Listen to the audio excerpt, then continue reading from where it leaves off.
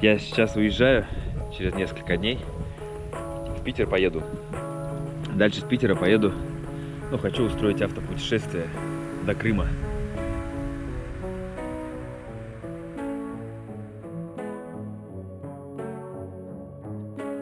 Сегодня уже ночью вылет. И вот так вот какая-то такая тоска немножко находит. Я вот, на самом деле быстро привыкаю к каким-то новым местам, когда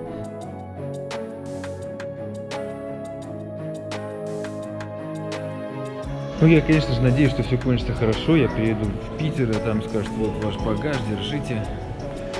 Меня отпустят, отляжет этот груз. Но сейчас пока, конечно, неприятненько.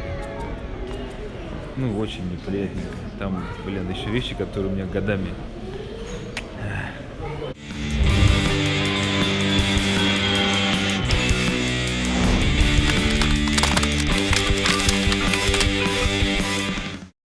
Друзья, вас приветствую в летнем Якутске. Сегодня у нас 8 августа. Мы с вами на острове находимся. С Нюргуном приплыли на катамаране еще вчера с друзьями. Просто отдохнуть. Но тут вокруг тоже много людей отдыхает. Везде знакомые у Нюргуна есть. Там ребята вот с ними тоже познакомились. Я вот так вот тут устроился. Просто отдыхали, отмечали, как я это называю, мою отвальную. Я сейчас уезжаю через несколько дней. В Питер поеду. Дальше с Питера поеду. Хочу устроить автопутешествие до Крыма. И по пути во многих местах разных останавливаться, где хочу. Так как я замыслил на следующий год большое путешествие, это мне нужно, чтобы, вообще протестировать себя, насколько я могу один вот так вот куда-то далеко поехать. Какие нюансы могут возникнуть, что мне там потребует. То есть так вот это будет испытательное такое путешествие. Я планирую с вами всем этим делиться. Планирую научиться это делать оперативно. Пора бы уже. Сейчас я еду в Питер делать важные дела. И останусь, наверное, еще там много чего нужно сделать. Наверное, до зимы. Вернусь уже зимой, скорее всего. Захотел вот так напоследок выбраться, побыть на острове. В таком летнем песчаном. Как раз хорошо дым ушел. Сейчас очень хороший свежий воздух. Лес здесь такой тоже своеобразный, интересный, тальниковый. То есть, если глубже зайти, тут такие прям заросли. Вот так вот. Очень тоже необычно. Лето тоже такое получилось, конечно. Мы готовились к экспедиции. Экспедиция у нас не удалась по разному ряду причин. Там реально прям куча факторов. Не получается, скорее всего, уже на следующий год будет Николай Александрович пробовать все сделать. Я уже, скорее всего, не смогу. Поэтому для меня для меня экспедиция закончена. Буду делать свою. Вот ребята с нами вчера тоже отдыхали. Покатались? Да, у меня ничего не получилось. Я только сейчас дошло до меня камеру взять. Надо было сейчас на ИМЕ снимать, да? Женя, Дима. А где? Ты уже убрал доску, да? Нет, вон она. Такая вот штука. Но у меня ничего не получилось. Это, оказывается, сложно. Поехали! Держи. Погнали. Во-во-во-во-во, красава! Маленько. Почти стало, а? Не знаю. Давайте попробуем. Сейчас я просто не готов. Надо сейчас мне собраться, я долго собираюсь. Да. Так. Вот вчера баню Нюргун затопил вообще. Отлично попарились. Он ее хорошо модернизировал. Прям жар прям отличный. Минут 20 топишь и жарит стоит. Вообще хорошо. Я ничего не снимал, гуляли, просто отдыхали. В общем, решил снять такое прощальное для этого года, для этого лета в Якутии видео. Говорю, что из-за экспедиции толком не получилось никуда съездить, потому что готовился, доделывал долги, которые там висели. Нужно было, как сериал доделать свой, кочевники. И мало чего нового снимал, мало из-за этого куда-то ездил. Потому что такая вот ситуация получается, на самом деле, у меня, то, что я начал снимать, это прикольно, но каждая поездка для меня это труд потенциальный, который я должен потом реализовать. И лишний раз куда-то там просто не поедешь, потому что вроде как это надо снимать, там огромное количество материала наснимаешь, потом с ним сидишь, и поэтому вот как бы, ну, в итоге я толком опять вот это лето нормально никуда не съездил, так получилось. Ну, как получается. Сейчас надо собраться с ребятами сплавать.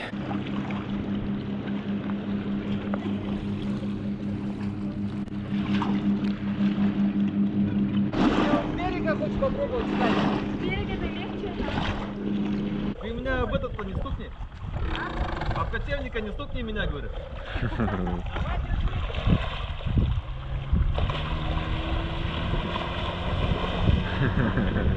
Вот я так же. Это не так просто. Почти стало так.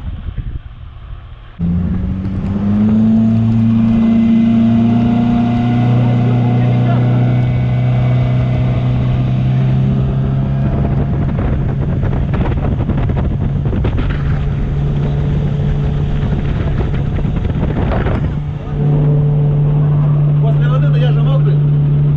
Да, якорь, Димон. Нормальное место. Тут коса идет такая, да? Да, она чук, здесь слив как раз.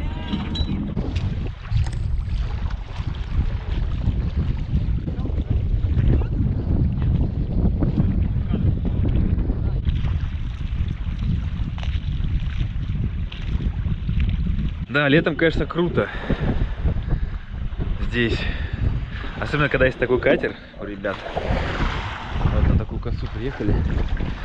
Прям, вот на самом деле, когда ты понимаешь, что у тебя пару дней остается, как-то тоскливо становится. Ну, хочется постараться побольше насладиться красотой Якутии, даже вот, ну, местами, которые рядом с Якутском. Берег, видите, такой льдами обрезанный. Все практически острова здесь такие вот срезы.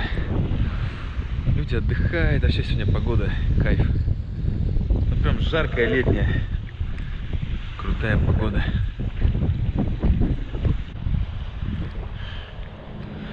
Вон люди так приезжают, отдыхают. Круто вообще, пески везде. Вот Якутск. Мы сейчас напротив города прям.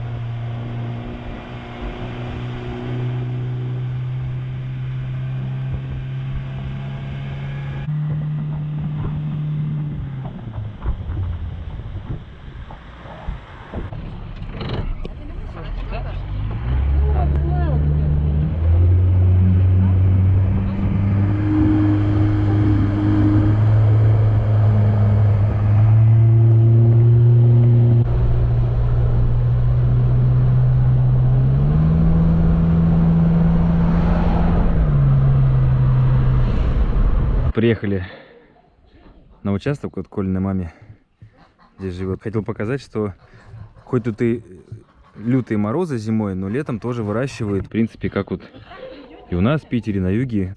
Меня очень удивило, что без тепличного выращивания.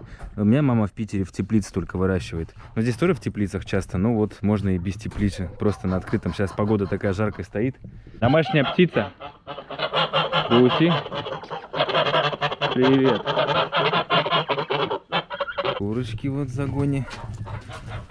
за лето растут. Да?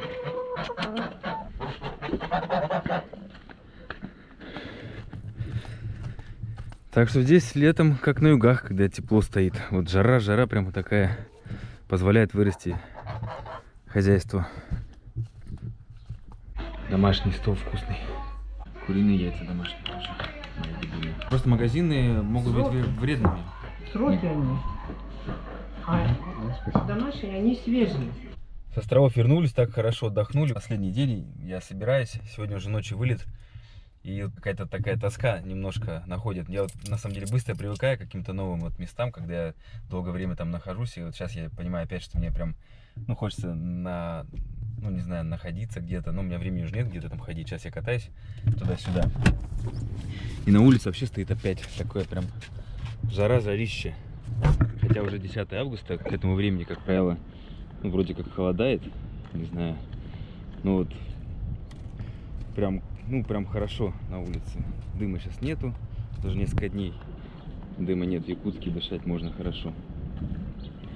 А так все, сегодня сейчас я бегаю по делам, все успеть надо сделать, потом собраться, ничего не забыть. И ночью я в 5 часов у меня самолет, лечу. На канале уже 2 недели ничего не выпускал. Еще, наверное, выпущу что-нибудь через неделю. Но, признаюсь, мне как-то на фоне пожаров, ну что вот сейчас и села начали гореть, так вот все это, ну, трагично. И мне как-то не хотелось никаких развлекательных, там, веселушных тем делать. Хотел поехать на пожары, ну, помочь добровольцам. Но я даже потом подумал, а как я буду снимать? Чушь-то, ну, ты едешь помогать, и там типа с камерой бегаешь, как-то вот я тоже растерялся, как я там буду. А в итоге у меня заклинило спину.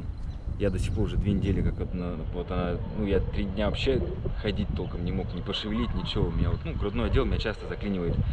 И, ну, в итоге, какая мне там уже ехать, там, физически трудиться надо. А я вот до сих пор ее лечу. Вот сейчас я еду на Правило. Я про Правило отдельное видео сделаю. Как раз сейчас буду снимать. Сегодня последнее занятие, пытаюсь в порядок себя привести. Ну, а в Питер я сейчас еду делать дела, очень важные для меня, которые мне принесут некоторую финансовую прибыль.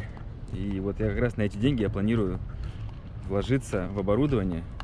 Купить надо планшет, чтобы на нем монтировать. И так как я хочу отправиться в путешествие, надеюсь, у меня будет получаться быстро там все делать и оперативно выкладывать. На iPad там гораздо быстрее. А почему iPad? Потому что он 4К файлы перерабатывает вообще в легкую. Вот, ну, денег у меня до этого не было на оборудование, но сейчас вот я надеюсь, все сложится, соответственно, некоторые финансы появятся, чтобы и на путешествия, и на оборудование, камеры купить новые, в общем, вот. Поэтому я надеюсь, в дальнейшем что-то у меня изменится. В плане скорости, в плане качества, контента. Посмотрим.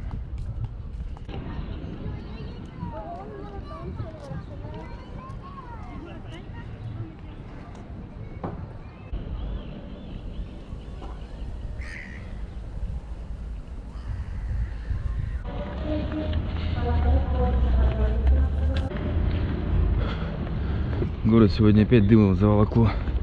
С утра из-за этого рейс перенесли на 9 утра вместо 5. Если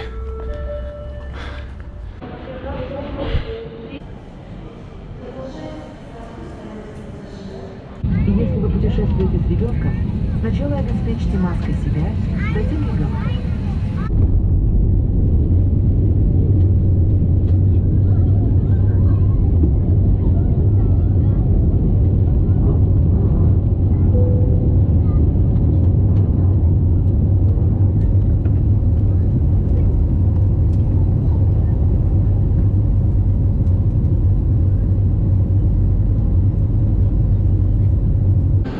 Лечу я, конечно, тоже с приключениями. Сейчас очередь рассосалась. Тут 2 раза мне пришлось пробиваться. Сейчас расскажу. Вот Ваня тоже со мной летит. Познакомились тоже с приключениями. В Москву, я в Питер. Короче, приключения мои начались еще в Якутске, когда я почти перед рейсом узнал, что он отменяется. И мне назначили вместо 5 утра вылет в 9. И, соответственно, я уже летел из Севен с пересадкой через Новосибирск, уже не успел на пересадку. В итоге прилетаем, мне пишут, что вам назначен уже другой рейс, который с пересадкой в 21. То есть я должен был улететь в 11 дня, у меня там сразу встреча в Питере, а в итоге я в 21 по новосибирскому времени только улетаю. То есть я в 22 вечером только приезжаю, получается, в Питер. Сначала нам сказали, идите на стойку регистрации, там огроменная очередь, сразу несколько рейсов с Хабаровска, там вот Ваня с Хабаровска прилетел. Короче, там такой трэш начался, очередь неправильно пошла. В итоге я пришел один из первых, а попал самый последний, потому что мы вот не в той стороне в итоге, ну, изменилась очередь. В общем, трэш, там все орут, кричат, ругаются. Я простоял только для того, чтобы мне сказали, у вас такой-то рейс, но я это и так видел, потому что у меня в приложении все это. И идите, забирайте ваш багаж. И вот я здесь вот уже часов 6 тусуюсь, моего багажа нет. То есть я умудрились еще потерять багаж. Я вот все, вот здесь тоже куча всего лежит. Не знаю, что это люди, утерянный багаж или что, не забирают. Сначала я все же надеялся, что он где-то здесь будет, на вот этих вот выйдет. Ну, говорят, подождите, такое бывает, но ничего не бывает. В общем, багажа нет. Сейчас его предполагают, что ну, самолет, на который я должен был пересесть, он еще был в аэропорту. Просто людей уже туда не пускали. И типа грузчики могли бы там ребята перекинуть туда сумку мою, ну, вот все, весь мой основной скраб, который там, одежда, там, вещи для путешествия, все там, все осталось, короче, в рюкзаке. И на самом деле уже много людей встретил, которые вот сидят там, вот ищут тоже с тех рейсов, которые опоздали. Это вообще, ну, какой-то дурдом. Ну, именно вот пересадочный рейс, потерянные багажи будут. Люди там вообще там ходят, целая семья. Я немножко шокированный мужчина, со мной летел тоже в Питер. А, он летел с Хабаровска, и тоже ему в Питер надо. На моем же рейсе летим, вот, тоже не смог найти. И вот мне интересно, вот здесь, видите, сумки лежат.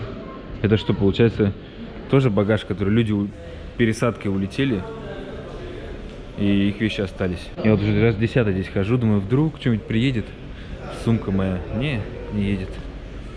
Там еще вон куча всего. Ну, я, конечно же, надеюсь, что все кончится хорошо. Я приеду в Питер, а там скажут, вот ваш багаж, держите.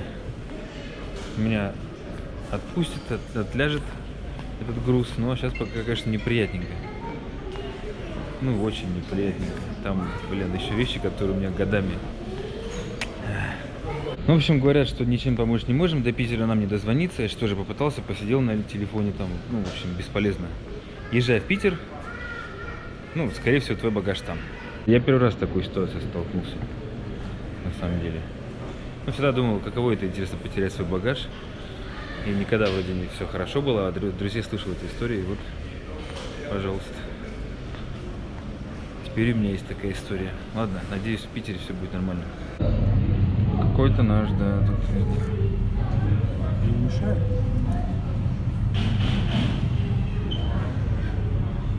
Ну что, час X. Тут ли наш багаж или не тут? Но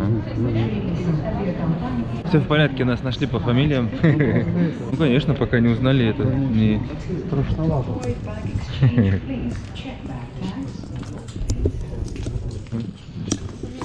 Да, вот он.